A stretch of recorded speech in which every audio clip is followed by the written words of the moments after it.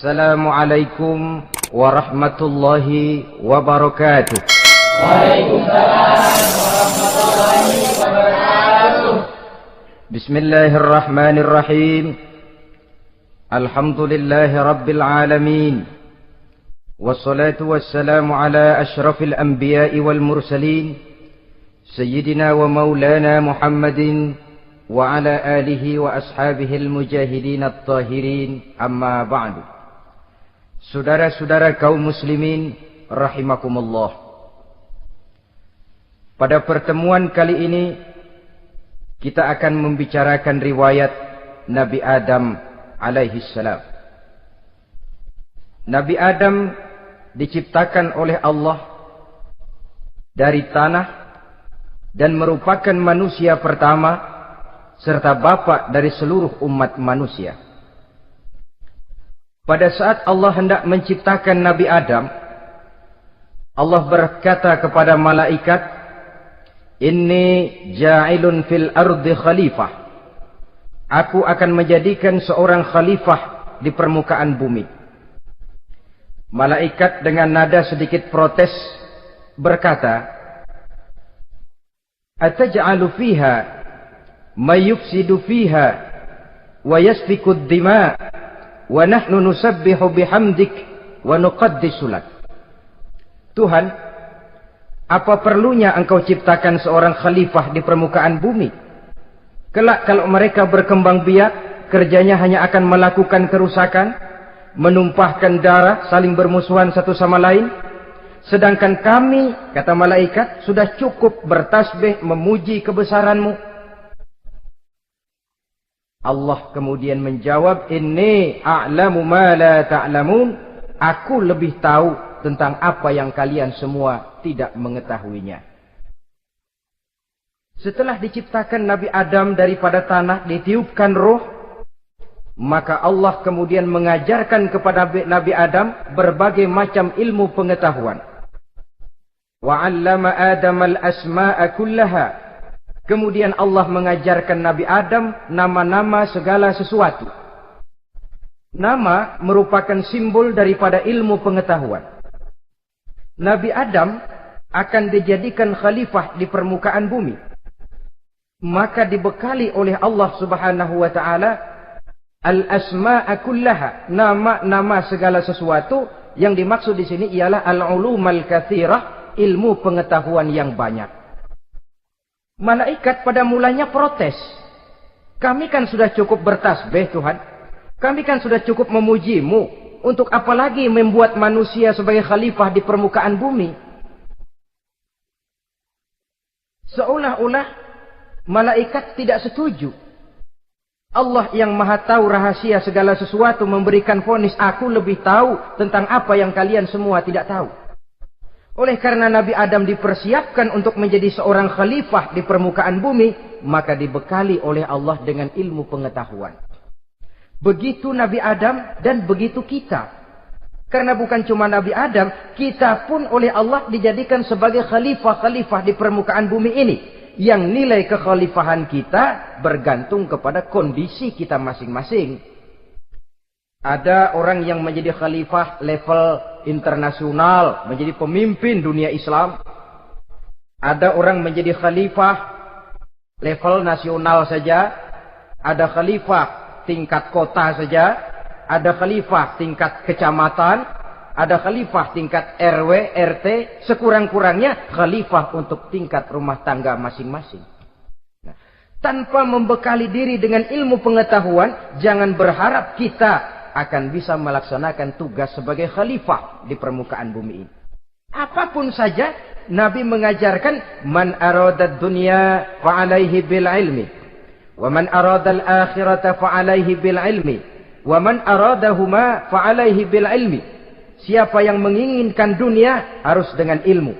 Yang menginginkan akhirat juga harus dengan ilmu. Yang menginginkan dunia akhirat juga harus dengan ilmunya. Tanpa dasar ilmu, maka manusia tidak akan bisa menjalankan tugas kekhalifahan. Setelah diajarkan Adam nama segala sesuatu, dikonfrontir, dihadapkan dengan malaikat. Hei malaikat, Kalau tadi kamu bilang buat apa perlunya menciptakan khalifah? Nih bentuknya. Adam. Sekarang hai malaikat, coba kamu sebutkan nama segala sesuatu ini yang ada di sini ini. Malaikat berkata, Subhanaka la ilma lana illa ma 'allamtana. Ya Allah, kami tidak punya ilmu, kami tidak tahu semua itu kecuali apa yang telah Engkau ajarkan kepada kami. Kalau kamu tidak sanggup, Adam, sebutkan nama-nama semua itu. Adam menyebutkannya dengan lancar.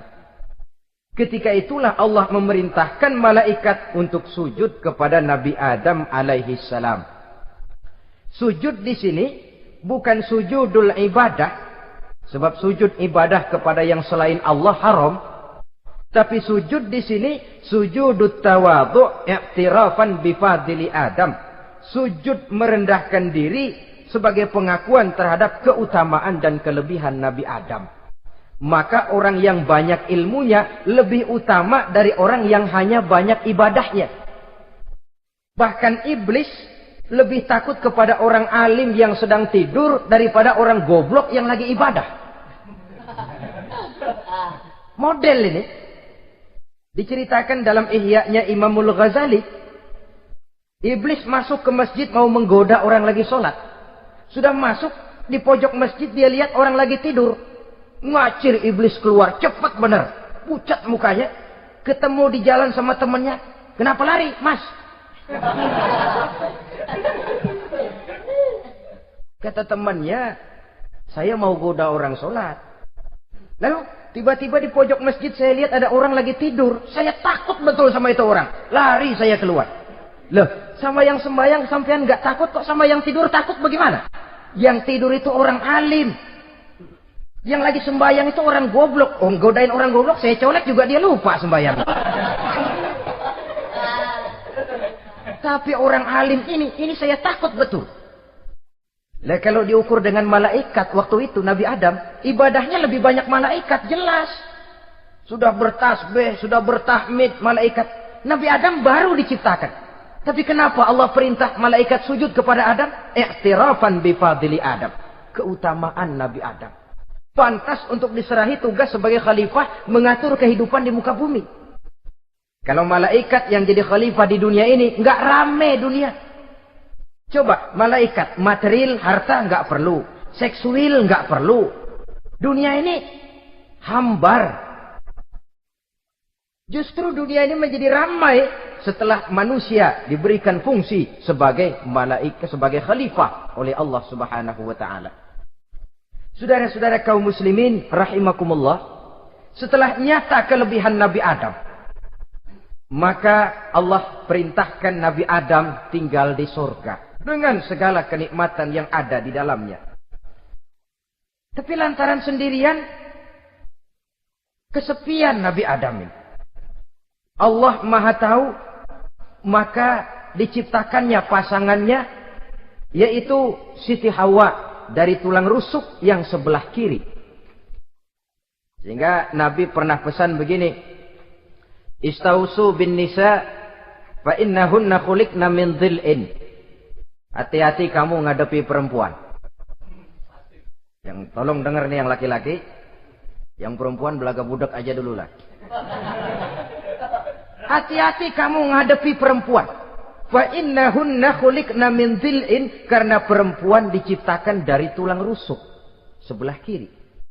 Apa watak tulang rusuk? Tulang rusuk itu kan bengkok. Perempuan tuh begitu, didiemin aja bengkok terus, dikerasin patah.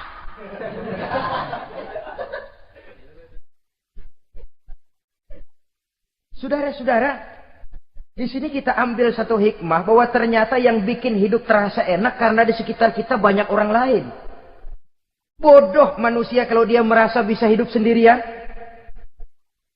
Tinggal di tengah kampung tapi gayanya gaya orang tidak mau kenal dan tidak mau tahu sama tetangga. Jangankan di dunia, di sorga saja Nabi Adam karena sendiri, kesepian. Apa saudara mau tinggal di Jakarta? Apa saja di Jakarta, sudahlah milik saudara. Hotel Indonesia dikasih saudara, Hotel Borobudur punya saudara, Monas buntel bawa pulang. Semanggi ambil, tapi di Jakarta saudara tinggal sendirian. Kira-kira enak nggak?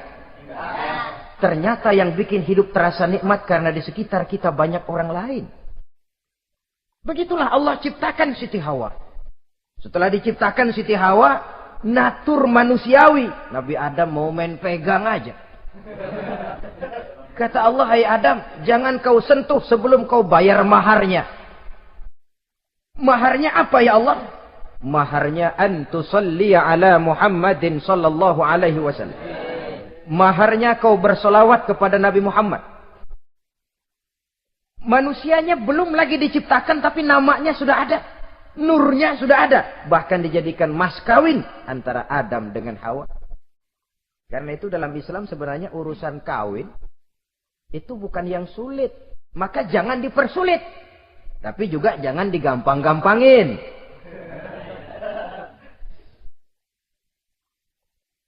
Artinya yang namanya mahar ini, walaupun cuma sebentuk cincin besi kalau orang sangat tidak mampu. Bahkan dengan mengajarkan Fatihah saja sah sudah.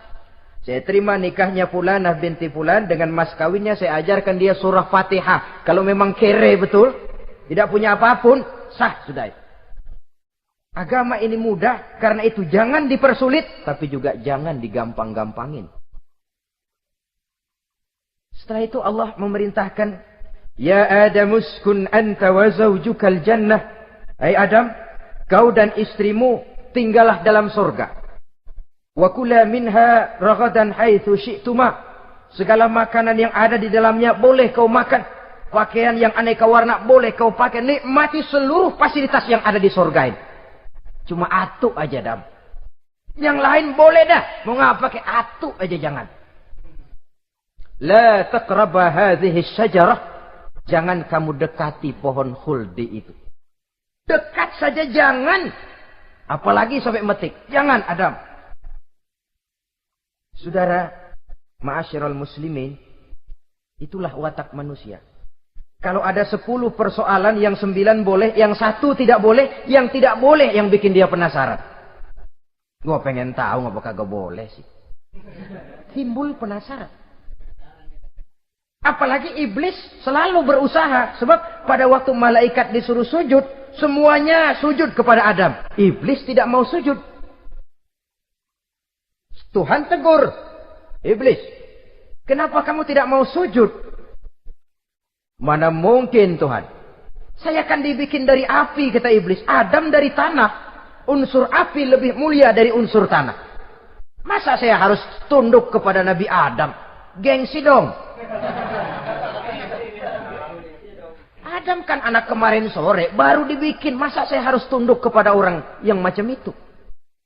Ini kan perintah aku, iblis. Kalau kau tidak mau tunduk, keluar dari surga ini.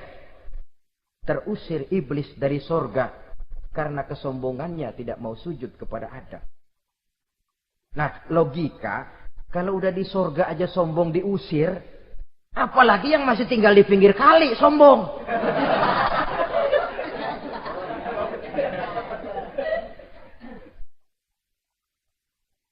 Tapi sejak peristiwa terusirnya itu, iblis bikin proklamasi. Apa proklamasi iblis? Rabbi fanzirni ila yaumi yub'asun. Ya Allah, gara-gara Adam saya diusir dari surga. Saya minta kepadamu ya Allah, beri saya kesempatan sampai hari manusia dibangkitkan. Kata Tuhan, innaka minal munzarin. Oke, silakan. Mau apa iblis? Rabbi bima aghwaytani la uzayyinanna lahum fil ardi wa la ughwiyannahum ajma'in. Ya Tuhan, disebabkan engkau telah menyesatkan aku, akan aku hiasi mereka manusia dengan kejahatan yang ada di muka bumi ini. Dan aku akan sesatkan mereka semua. Ini proklamasi iblis. Gara-gara Adam saya terusir dari surga. Maka sejak saat ini, Adam dan seluruh keturunannya musuh bebuyutan saya. Akan saya lakukan segala macam cara untuk menggelincirkan manusia. Agar mereka menjadi orang yang engkau murkai ya Allah. Kemudian Allah memberikan jawaban. Dialog ini saudara bisa lihat dalam surah Al-Hijr. Ayat 40, 41 sampai 44. Kata Allah apa? Inna ibadi laisa laka alaihim sultanun illa man ittaba'aka minal ghawin. Silahkan iblis. Yang lain barangkali bisa kau goda. Kecuali hamba-hambaku yang benar-benar hambaku, engkau tidak akan punya daya mempertipu mereka. Engkau tidak akan punya kemampuan menggelincirkan mereka. Kecuali kalau memang mereka sudah mau ikut pengaruhmu. Sepanjang mereka benar-benar menjadi hambaku, kata Allah. Hamba Allah yang sebenarnya, mereka di luar kekuasaanmu, iblis. Tapi kalau mereka sudah turun menjadi hamba harta, hamba dunia, hamba pangkat, budak jabatan, mereka itu yang bisa kau gelincirkan. Selama mereka masih tetap sebagai hambaku, kata Allah, mereka di luar jangkauan kekuatan dan kekuasaanmu, iblis. Nah, sejak saat itu kan iblis selalu nyari jalan, nyari lantaran bagaimana Adam nih supaya dia tergelincir. Gara-gara dia saya diusir dari surga. Nguping terus iblis. Sampai akhirnya dia dapat berita tentang dilarangnya Nabi Adam mendekati pohon khuldi itu. Satu hari dengan muka sedih. Ya, iblis itu the best actor. Aktor ulung dia. Dengan roman muka sedih. Dia datang kepada Nabi Adam dan Siti Hawa. Kata Nabi Adam, iblis, ente kok tampangnya demek amat sih?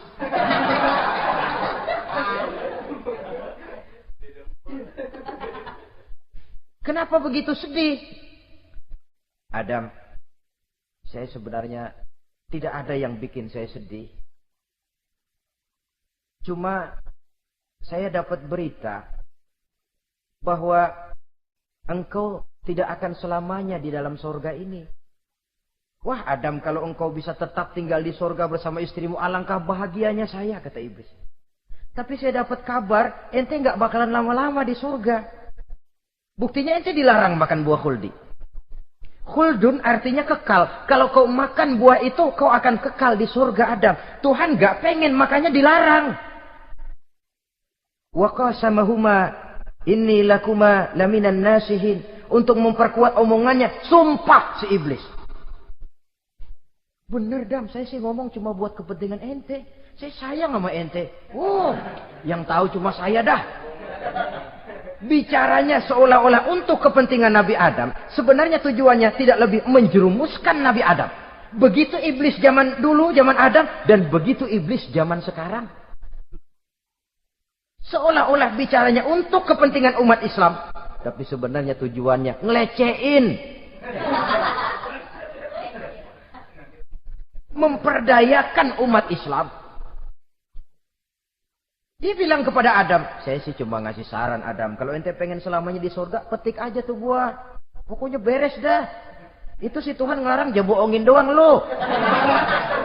Supaya kau dan istrimu tidak lama-lama di surga, maka dilarangnya kau memakan buah khuldi itu. Udah, embat aja. Saudara-saudara, tipu daya iblis ini bisa kita baca dalam surah Al-A'raf ayat 20 sampai ayat 22. Nabi Adam tergoda ditambah oleh bujuk rayu Siti Hawa. Nabi Adam yang setengah hati itu akhirnya terpancing betul. Sebab itu perempuan walaupun peranannya tidak begitu kelihatan tapi memang sangat menentukan. Tidak ada seorang suami bisa sukses jadi apapun dia tanpa peran serta istrinya. Karena itu sebagai muslim, kita punya teman hidup dan kita punya lawan hidup. Siapa teman hidup kita? Dalam arti sempit, teman hidup kita, istri. Kalau dia istri tentu suami yang taat kepada Allah dan Rasulnya. Dalam arti luas, teman hidup kita ialah setiap muslim. Setiap orang yang pandangan hidupnya sama dengan kita. Itu teman hidup. Lalu lawan hidup kita siapa? Lawan hidup kita secara mutlak iblis dalam segala bentuknya. Iblis yang berbentuk halus, ini ngusirnya ada lebih gampang. Konon ya, iblis setan itu kalau dengar orang azan kan lari. Takut dia, dibacakan bismillah, minggir. Yang sulit diusir ini iblis yang berbentuk manusia.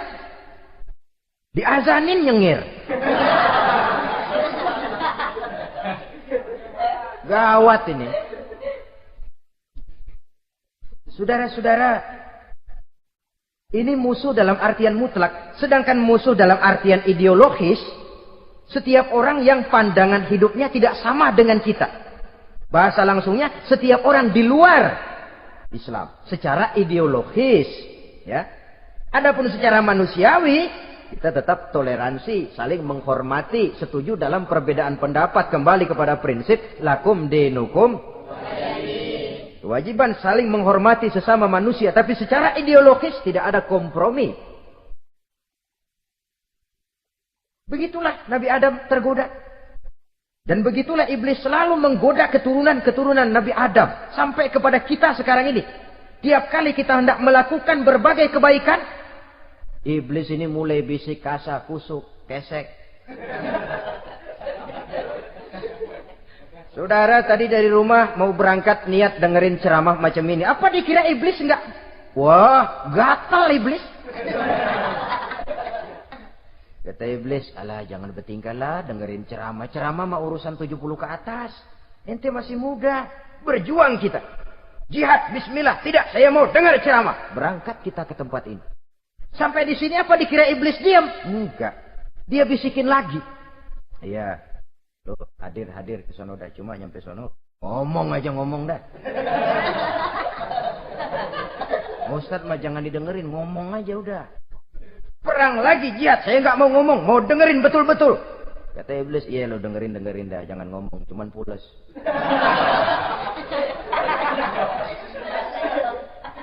Segala macam cara dilakukan oleh iblis untuk menggelincirkan manusia. Ketika Nabi Adam mengambil buah khuldi itu, datanglah murka Allah.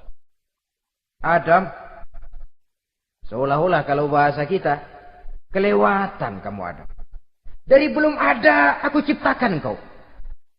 Barangkali kau merasa kesepian, aku ciptakan Hawa. Aku tinggikan derajatmu dari malaikat sampai malaikat sujud kepadamu. Aku perintahkan kau tinggal di sorga dengan seluruh fasilitas yang ada di dalamnya. Cuma satu yang aku minta, jangan dekati pohon khuldi, engkau tidak sanggup Adam. Keluar dari sorga ini. Terusir Nabi Adam dan Siti Hawa dari sorga. Turun ke dunia ini. Turun terpisah lagi. Ya Allah. Orang itu kalau biasa susah, ketemu susah sih menglalap namanya. Makanannya. Tapi biasa senang ketemu susah. Ini yang kalau tidak kuat mental. Tengoklah zaman sekarang kan nih. Kalau tuan-tuan rajin baca pos kota.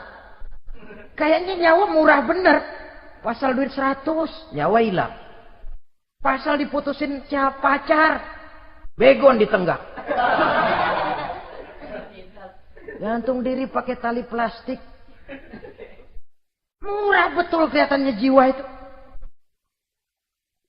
Sehingga pantas kalau Nabi pernah katakan irhamu salasatan minan nas, sayangilah 3 macam manusia.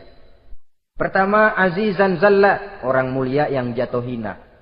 Pejabat tinggi kalau pensiun kesian bener. Ya Allah. Udah nggak ada yang ngasih hormat, tanda tangan nggak laku. Azizan zalla.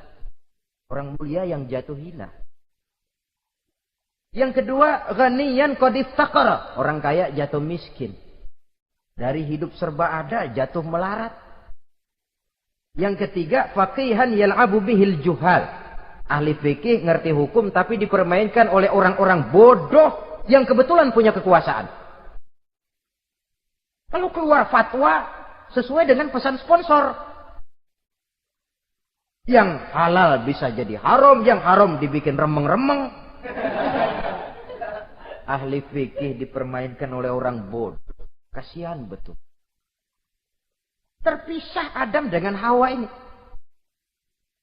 Adapun Nabi Adam turun menyesal dengan seluruh kesalahannya. Sujud, taubat, menangis. Menurut riwayat 300 tahun beliau sujud.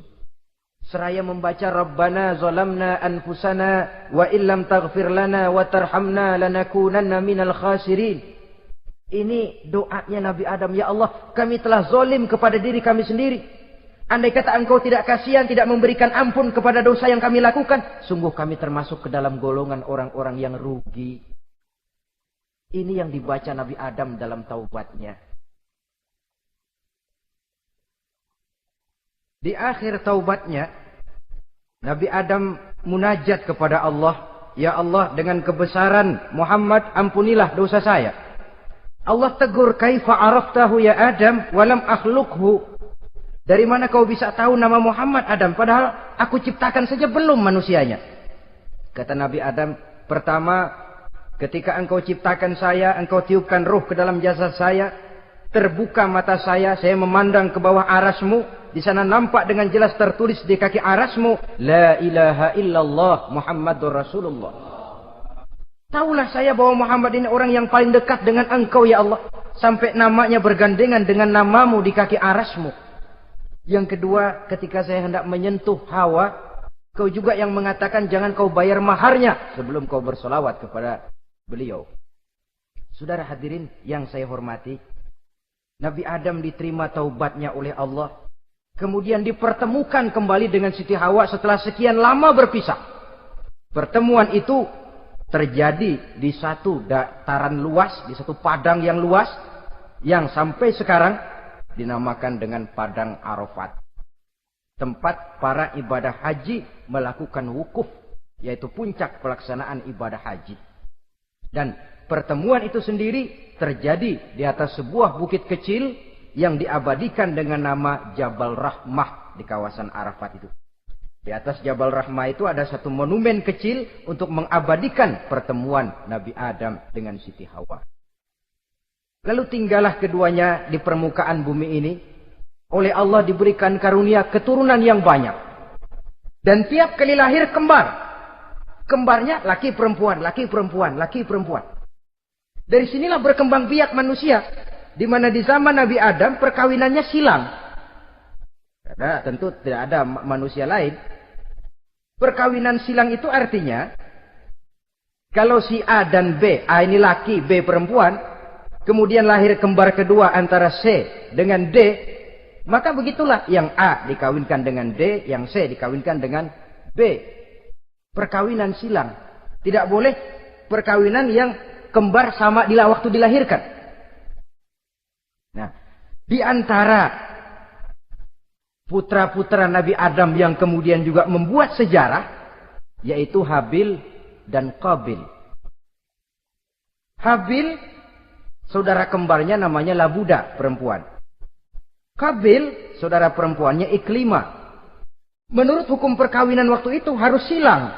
Habil harus kawin dengan Iklimah dan Qabil harus kawin dengan Labuda. Tapi Qabil protes.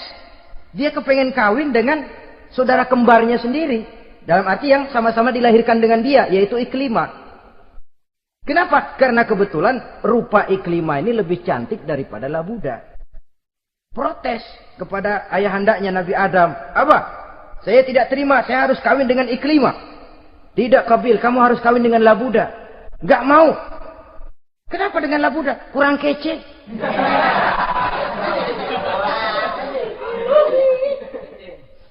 Bertengkar, Nabi Adam tidak berhasil menyelesaikan. Lalu diserahkan saja kepada Allah. Kata Allah begini saja, bikin korban. Kamu berdua, Habil, Qabil. Siapa yang korbannya aku terima, dia boleh kawin sama Iklimah. Ternyata korban yang diterima adalah korbannya Habil. Jadilah Habil kawin dengan Iklimah. Tapi Qabil tidak puas. Dendam kesumatnya timbul, iblis ngilikin. Resep. Akhirnya dibunuh saudaranya Habil ini. Inilah sejarah pembunuhan pertama dalam kehidupan manusia. Qabil membunuh Habil. Habis dibunuh bingung. Bagaimana naruhnya ini mayat? Allah lalu memberikan petunjuk. Dalam Al-Ma'idah ayat 31 itu dijelaskan. Ada burung gagak berantem sama burung. Yang satu mati. Nah, oleh yang masih hidup, tanah ini dicakar-cakar sama kakinya dan sama paruhnya.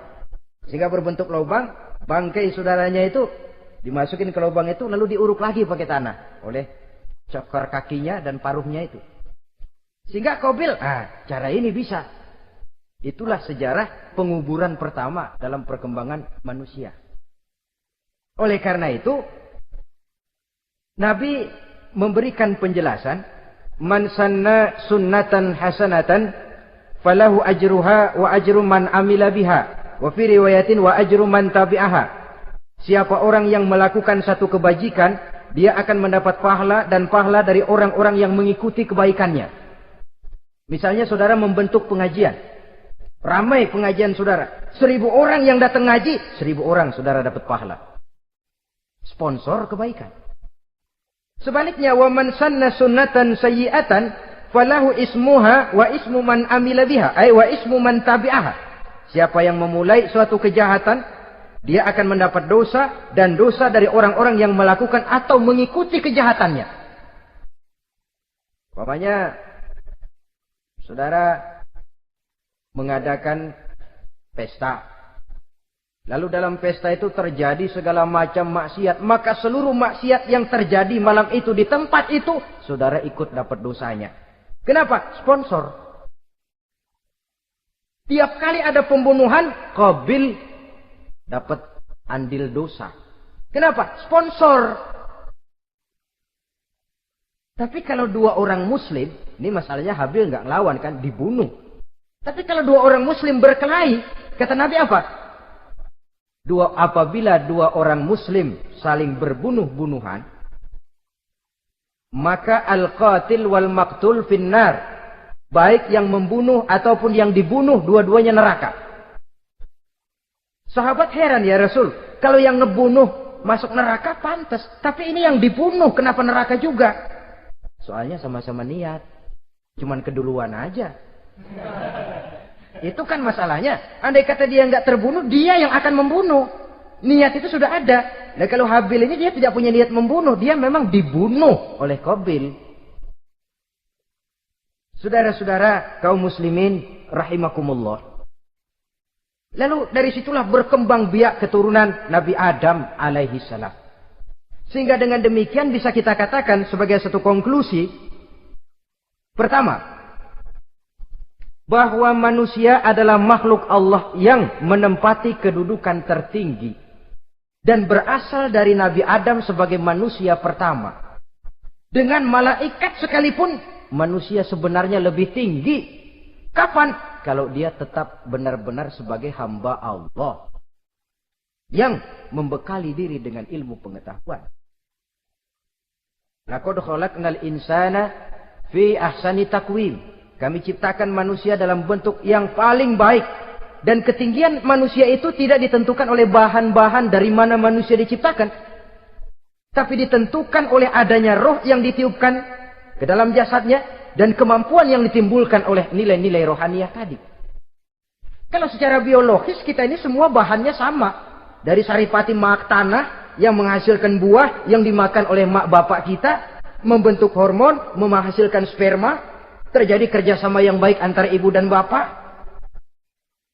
Sehingga kemudian melahirkan kita ke alam dunia ini. Secara biologis bahan kita sama.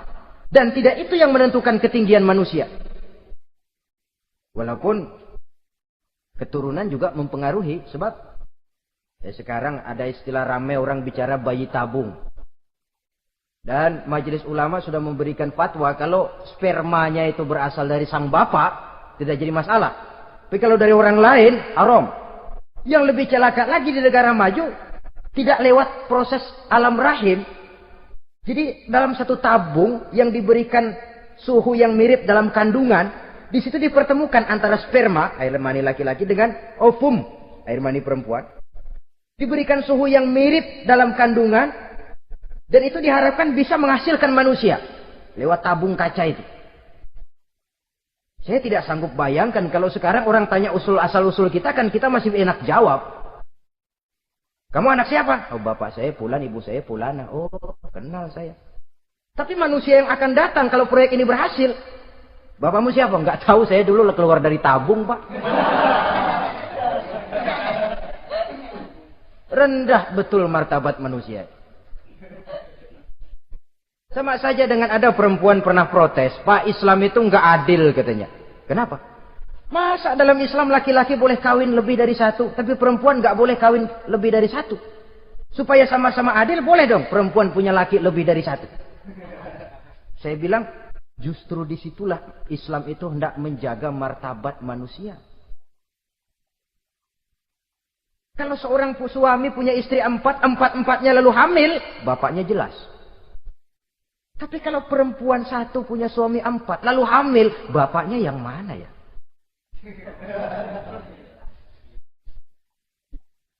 Rendah martabat manusia. Ketika si bayi lahir, ibunya lihat, ini jidatnya kayak si A ini. Sudah ini anakmu saja nih, jidatnya jidat kamu. Kata antar dulu jidat saya, tapi kuping B ini nggak mau saya.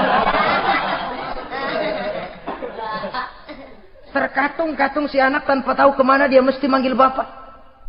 Ibu daftarin anak ke sekolah, Pak Guru tanya lagi, ini bin siapa Bu? Bingung lah, udah tulis Bu, bin rame-rame. Kan rusak martabat manusia kalau sudah begitu. Justru Islam ini menjaga ketinggian martabat manusia. Jadi manusia itu fi ahsani takwim. Kapan? Kalau dia bisa menjaga kehambaannya di hadapan Allah dengan melaksanakan fungsi sebagai khalifah di permukaan bumi. Tapi bila dia sudah tidak lagi menjadi hamba Allah, tidak lagi berfungsi sebagai khalifah, dia sudah masuk summa radadnahu asfala safilin. Kami kembalikan ke tempat yang paling rendah, lebih rendah dari binatang sekalipun. Kalau dia tetap menjaga posisinya lebih tinggi dari malaikat, malaikat saja sujud kepada Nabi Adam. Apalagi kepada makhluk-makhluk yang lain manusia ini. Tapi kalau dia tidak pandai, lebih rendah daripada binatang. Inilah uniknya makhluk bernama manusia. Dengan posisinya, dia bisa menjadi lebih tinggi dari malaikat, tapi juga dia bisa meluncur lebih rendah daripada binatang. Untuk menjaga itulah diperlukan agama dalam kehidupan kita sekarang ini. Bukan cuma sebagai lipstick, tapi sebagai pedoman, sebagai way of life. Yang akan mewarnai cara kita berpikir, state of mind, rule of thinking. Cara kita memandang kehidupan ini diwarnai oleh nilai-nilai agama. Dengan demikian, maka manusia bukan keturunan kera. So, ada satu teori, namanya teori evolusi, yang disampaikan buat pertama kali oleh Charles Darwin. Dia mengemukakan teori bahwa perkembangan kehidupan sesungguhnya di dunia ini menunjukkan mata rantai yang utama melalui apa yang dia namakan seleksi alamiah. Mula-mula dari ikan melalui seleksi ke amfibi, dari amfibi ke reptil, dari reptil ke mamalia, dari mamalia ke mamalia kecil, dari mamalia kecil ke primat, dari primat ke monyet, dari monyet menjadi Homo erectus. Ini teori Darwin. Tapi dia tidak jelas-jelas mengatakan bahwa manusia keturunan monyet. Hanya seketurunan. Seketurunan kan tidak berarti keturunan. Begini saja. Toyota Kijang sama Toyota Corolla itu seketurunan. Tapi Corolla dengan Kijang kan lain. Cuma seketurunan. Dalam arti sumbernya sama. Makhluk yang tidak tahan seleksi alam oleh udara yang sangat dingin, perkembangan cuaca yang sangat panas, gempa bumi dan sebagainya, seleksi alam dia namakan, hilang, musnah dari peredaran. Seperti ada binatang raksasa itu dinosaurus, sekarang kan cuma tinggal dongeng saja, tinggal nama atau kerangka. Itu oleh seleksi alam dia nggak lulus, hilang. Yang bertahan, yang lulus seleksi alam. Manusia walaupun kecil yang lulus seleksi alam ini. Biar dihantam gempa bumi, angin topan, tetap aja ngejedok. Nah, teori Darwin ini, teori evolusi ini didukung dan dibuktikan oleh peninggalan fosil atau binatang dan tumbuhan yang hidup dan mati selama perkembangannya. Dari bentuk organik pertama hingga pendahulu terdekat daripada manusia. Tapi ada satu kelemahan dari pokok daripada teori evolusi ini. Pertama, garis perkembangan dari Homo erectus, yakni manusia jalan tegak, semacam gorila gitu, sampai kepada manusia mutaakhir masih belum menentu. Artinya, okelah, kalau manusia seketurunan dengan kera, batas antara manusia yang wujud sekarang dengan manusia purba itu apa? Yang menjadi penghubung. Monyet tidak mungkin. Ini dianggap mata rantai yang hilang, missing link namanya dalam istilah ilmiahnya. Dan ini masih dicari sampai sekarang. Kalau pendahulu terdekat manusia mutaakhir ini manusia purba, katakan Homo erectus, manusia jalan tegak. Lalu generasi sudah itu sebelum berbentuk manusia apa? Ternyata sampai sekarang masih ada missing link, mata rantai yang hilang. Lalu yang kedua, teori evolusi berhenti kepada manusia mutaakhir. Kalau memang kita manusia sekarang ini hasil evolusi, tentu kita akan terus berevolusi lagi. Dan akan jadi apa kita nanti? Ternyata sudah ribuan tahun manusia tetap manusia begini-begini aja. Tidak berevolusi kita ini. Apa lalu matanya jadi cuma satu di tengah? Hasil evolusi? Kan tidak. Tidak berevolusi. Jadi kembali kepada Quran, manusia pertama adalah Nabi Adam. Dan manusia-manusia berikutnya keturunan daripada Nabi Adam. Dan bukan hasil evolusi daripada monyet. Juga tidak akan berevolusi kemana-mana. Kalau demikian benarkah teori evolusi? Untuk mengatakan mutlak benar, bukan wewenang kita. Untuk mengatakan salah total, juga kebenaran ilmu adalah relatif sebagai relatifnya daya pikir manusia. Di samping dia harus membuktikan kebenarannya, maka kebenaran ilmiah adalah kebenaran yang relatif dan temporer. Contoh kecil saja. Dulu orang berteori bahwa bagian yang terkecil dari suatu benda namanya molekul, kan begitu? Molekul ini nggak bisa dibagi-bagi. Bagian yang paling kecil dari suatu benda namanya molekul. Ilmu terus berkembang. Ternyata molekul sebenarnya terdiri daripada atom. Atom itulah bagian terkecil dari satu benda yang nggak bisa dibagi-bagi lagi. Nah, berubah sudah teori pertama. Tidak jadi molekul sekarang, atom. Belakangan rupanya atom masih tersusun dari partikel-partikel. Partikel inilah bagian yang terkecil dari satu benda. Berubah lagi sudah. Dan tidak mustahil akan ada penemuan bahwa partikel pun masih bisa dibagi-bagi lagi. Begitu juga dengan teori evolusi ini. Sehingga beberapa ahli semacam Dr. Charles Oxnard, Dr. Jane Paul Hallett dari Chicago dan California, mereka sudah membantah teori evolusi ini. Namun masalah paling pokok dari kita ialah, kita diciptakan oleh Allah berasal dari Nabi Adam alaihi salam. Nabi Adam diciptakan dari tanah. Dan kita bukan hasil dari evolusi, juga tidak akan berevolusi. Nah, lalu kepada makhluk bernama manusia, diberikan fungsi sebagai khalifah di permukaan bumi ini. Ini yang dulunya malaikat protes. Sebagai khalifah, tugas kita apa? Khalifah Allah di muka bumi. Menerjemahkan sifat Allah sesuai dengan batas-batas kemanusiaan kita. Allah Maha Pengasih. Berusahalah kita pengasih kepada makhluk sesuai dengan batasan manusiawi kita. Allah Maha Menolong.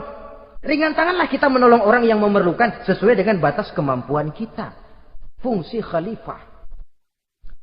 Untuk bisa berfungsi sebagai khalifah secara baik, kita harus mempunyai modal yang dinamakan ilmu pengetahuan. Dan Islam sangat menggalakkan itu. Jauh dulu 14 abad yang lalu dari desa kecil yang bernama Mekah yang peta belum muat, orang di dunia belum kenal, sudah keluar seruan utlubil ilma walau bisin, tuntutlah ilmu walaupun di negeri Cina. Ngomong Cina di Mekah. Padahal Mekah waktu itu belum masuk peta, belum dikenal orang. Sudah ada revolusi ilmu dan budaya. Belajar walaupun harus nyebrang ke negeri Cina. Lalu ada lagi misalnya alimu auladakumus sibahata warrimayah, kata Nabi, ajarkan anakmu renang dan lempar lembing, lempar cakram, olahraga. Satu tanda Islam agama masa depan. 14 abad yang lalu di Saudi Arabia, Nabi mengajarkan ajari anakmu berenang. Kalau Islam agama untuk orang Arab saja, mau berenang di pasir. Tapi wawasan pandangannya luas. Bahwa Arab sebagian besar memang Islam, betul. Tapi Islam bukannya Arab, itu juga jelas. Sepanjang kita masih menjadi khalifah Allah, Maka sepanjang itu kita fi ahsani taqwim. Nah, sebagai khalifah Allah kita bertugas membudidayakan alam ini. Kita kadang-kadang terlalu. Ada ayat, wa ma min dabatin fil ardi illa 'ala Allahi rizquha. Semua yang melata di muka bumi dijamin rezekinya oleh Allah. Ayat itu betul. Hak karena datang dari Allah. Bahwa rezeki disediakan di muka bumi, memang. Tapi rezeki itu tidak turun begitu saja laksana jatuhnya embun di waktu pagi. Kita harus berusaha. Dan usaha manusia mencari rezeki lain dengan ayam. Kalau ayam dari tahun atu.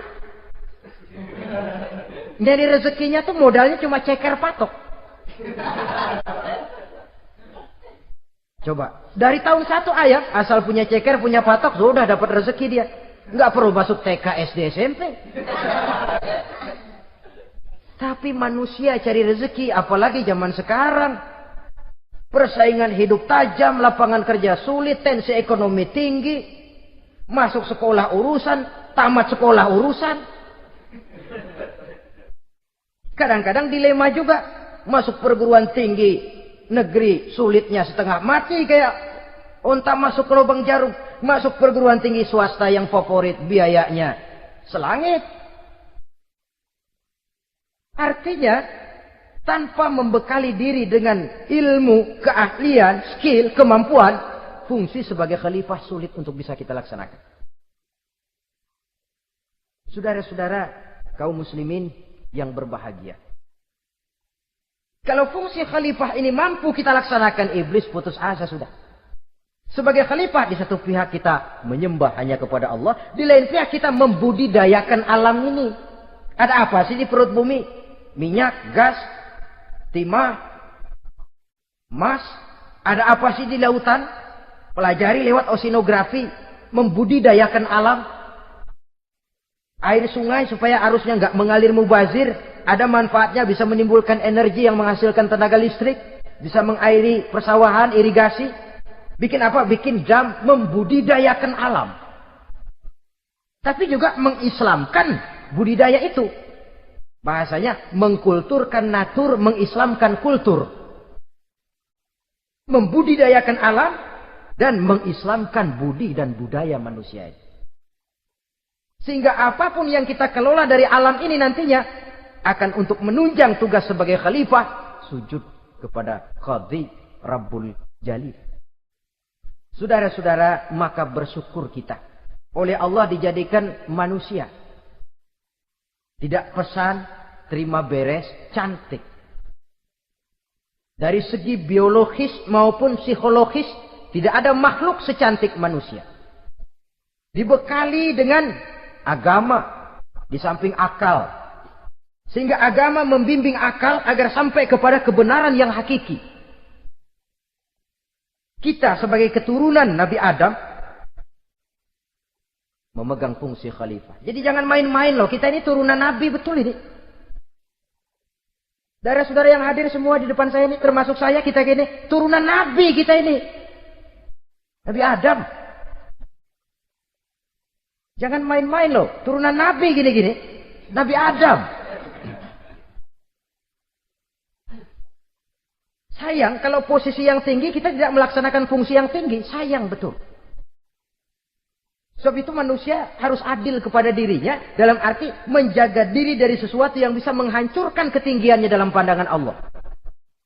Jadi kalau kita sudah lemparkan diri ke meja judi, hanyutkan diri ke tempat mabuk, hancurkan diri di tempat maksiat, itu sudah tidak adil kepada diri sendiri. Tidak bisa menjaga ketinggian yang diberikan Allah kepada kita. Dikasih baju bersih, dicemplungin di comberan, diinjek-injek lagi.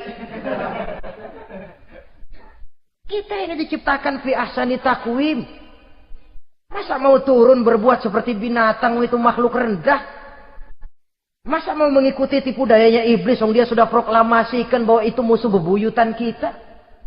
Innahu lakum aduwwum mubin. Setan musuhmu yang jelas dalam segala bentuknya. Saudara-saudara, untuk berfungsi sebagai khalifah ini sekali lagi bekali diri dengan ilmu pengetahuan. Dan ilmu itu di zaman kita sekarang tentu kalau Nabi Adam diajari langsung oleh Allah, wa 'allama Adam al-asma'a kullaha. Lah kalau kita mau nunggu Tuhan ngajarin, geblek terus. Ya tidak mustahil Allah memberikan ilmu yang disebut ilmu laduni ya. Transfer. Langsung Allah memberikan kepada seorang hamba, membukakan pintu hatinya. Tapi bukan potongan kayak kita yang dapat ilmu laduni macam begitu. Satu contoh. Menurut ceritanya, Hadratus Syekh Kiai Hasyim Asy'ari itu kan ngaji beliau kepada Kiai Khalil Bakalan Madura. Kiai Khalil nih Bali. 2 tahun. Berguru di sana nggak diajarin apa-apa. Cuma kalau pagi nyari rumput. Tiap hari 2 tahun akhirnya Hadratus Syekh bilang, Kiai saya kapan diajarin? Sudah Hasyim kau pulang saja. Insya Allah kau alim. Itu aja pulang jadi orang alim. Ya di samping terus beliau belajar ke Mekah. Kita harus melalui proses belajar. Ini untuk menunjang tugas kekhalifahan kita. Sebagai hamba Allah dan sebagai khalifah Allah di permukaan bumi. Sehingga 2 tugas ini bisa kita laksanakan dengan sebaik-baiknya. Menjaga martabat manusia sebagai makhluk yang mulia dan keturunan dari Nabi Adam alaihissalam. Saudara-saudara, ini sajalah pembicaraan kita kali ini. Terima kasih banyak atas segala perhatian. Mohon maaf atas segala kekurangan. Usikum wa nafsi bitaqwallah. Aqulu qauli hadza wassalamu alaikum warahmatullahi wabarakatuh.